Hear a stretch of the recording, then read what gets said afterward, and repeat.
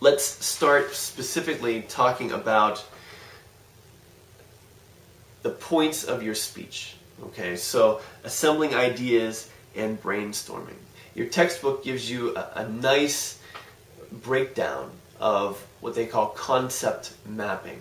So what this is how are you taking your topic and sort of getting a sense of its tentacles, right? What does it reach out into? What other areas, what other topics does it branch into? And how are you then going to make sense of all that and bring together all those ideas? Okay? And your textbook has some nice suggestions in terms of that. Also relevant to this is not just concept mapping as your textbook describes it, but research as well. And what I mean by research is looking, and we've got an entire chapter that we'll be reading about research later on, but just a little bit here, as you are talking and thinking about your topic and thinking about the concepts it relates to, get online and do some research. Go to databases. Go to the Penn State Library System. Okay, they've got an incredibly powerful search tool there. One text box you type something into and it searches thousands, hundreds of thousands of documents for what it is you want to find. Go to Google. Go to Google Scholar. Right? All these things are great for brainstorming and great for thinking about how your topic fits into the world of ideas. And those are things you want to be thinking about as you're mapping the concepts for your speech, which is the prelude to really organizing it. Okay, really getting down to how does this need to flow logically to make sense to my audience. Okay, so again, you want to give yourself the freedom and the time, as we talked about last week, to let that creative process work and work for you. Okay, and use the concepts and the research as ways to help that kind of blossom. Now, another part of this, as you get more specific, is you need to choose main ideas. Okay, so we talked about thesis statement last week. Now you're choosing main ideas. So you've mapped the concepts that are relevant to your topic that you want to discuss, appeal to you, and you think will appeal to your audience. Remember the rhetorical situation here, right? So the main ideas that you want to choose are tremendously important. One of the hallmark differences between writing and public speaking is that when you are a public speaker, the process is more ephemeral. It's more in one ear and out the other. When someone is reading an essay or something that you've written, they have the luxury of being able to return to it to understand things. When you are speaking, your audience doesn't have that luxury. So you need to make sure that you're thinking about your main ideas in ways that your audience is going to relate to, connect to, and remember. You want them to remember what it is you're saying and what your main point is.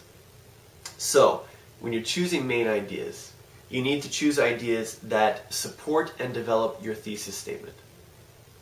Right? Tremendously important. They support and develop your thesis statement. You don't want your main ideas to sound like a tangent.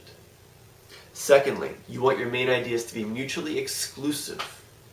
That means that if you have 3 main ideas, and that's about right for a speech that's 4 to 6 minutes long, even sometimes up to 8 or 10 minutes, 3 main ideas, you want them to not have a whole lot of overlap conceptually. Okay, so you want them to cover different territories. So you want them to be mutually exclusive. 3, you want them to be simple. Simple. People remember things that are simple. And you want them to remember your thesis and your main ideas. That doesn't mean that your audience isn't intelligent and that they aren't bright. It means that when they aren't able to return and look at something that's written down, right? They're hearing what you're saying, and it's gone in a second. They need to be able to hear it and remember it. And that relates to the 4th item, which is parallel structure. So a simple main idea is memorable, but so is parallel structure in your main ideas. That means that your main ideas maybe all sort of sound the same and have the same kind of grammatical structure. Think about Martin Luther King's I Have a Dream speech. Lots of parallel structure in there and lots of repetition. Do we think it's a bad speech or a boring speech? No, we don't at all. In fact, it was voted by scholars of rhetoric as the best speech of the 20th century. So, simple ideas, I have a dream, repetitive structure, the audience remembers it. It's very powerful in that way, for lots of reasons, but also it helps the audience remember it. Okay, let's talk about arrangement as well. Alright, so you've got main ideas. Now, how are you going to arrange them? Why do we care about arrangement at all? I've said this before, I'm really not trying to sort of drag you kicking and screaming back to 8th grade here, because this is simple stuff, but you have to have the discipline to do it. Arranging your ideas and thinking about the logical structure of your speech is important because listening is hard. Each of us has the ability, physiologically, most of us have the ability, physiologically, to hear things. So, if I stomp my foot, you hear that, right? Listening is a mental activity. It requires discipline and it requires thought. It requires hard work.